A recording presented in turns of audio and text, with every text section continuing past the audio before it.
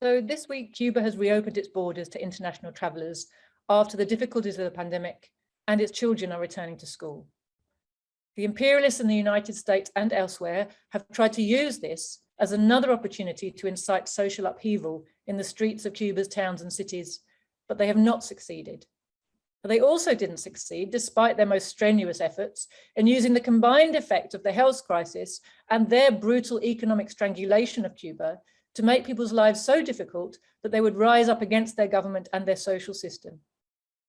Instead, Cuba's government and people have continued to prove that even in the most difficult of circumstances, the socialist system is the only true protector of the well-being of the people. Putting her people's needs first, Cuba has worked to keep the economy going while providing for the urgent health needs of the people and prioritizing their welfare. In the context of a world pandemic, the decision taken by Cuba under the leadership of Comrade Fidel to develop her own independent biotech sector has proved to be prescient indeed. How well revolutionary Cuba's founding fathers understood that if they really wanted to care for their people, they would have to develop their own biotech sector so as to gradually remove the ability of the imperialists to blackmail and torture their people by denying them essential medicines. On behalf of socialist and progressive workers in Britain, I would like to congratulate the people of Cuba, their Communist Party and their government, headed by President Miguel Díaz-Canel, on their successful fight against the pandemic in such difficult circumstances. Despite 60 years of economic sanctions and sabotage of your small island by the free market fundamentalists of the United States of America and elsewhere, you continue to score victories and to keep your people safe.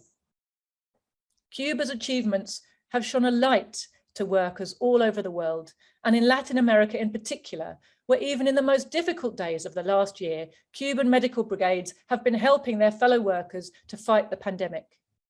And now Cuba has produced her own vaccines against COVID-19, and the whole Cuban population will be fully vaccinated by the end of the year, essentially ending the pandemic on the island. This, comrades, is a huge achievement. And now, taking to heart the words of Fidel, that to be an internationalist is to pay off our own debt to humanity, Cuba is manufacturing its Abdala vaccine for export, and the first shipments are already on their way to Venezuela and Vietnam.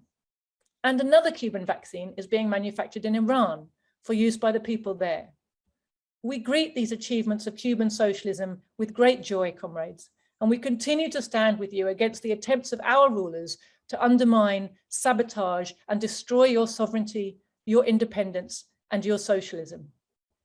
In the great battle for the future of humanity, the great world battle for socialism, we hold your victories dear to our hearts. We count them as our own. We know that if humanity is to have any future at all, that future is going to be a socialist one. Venceremos.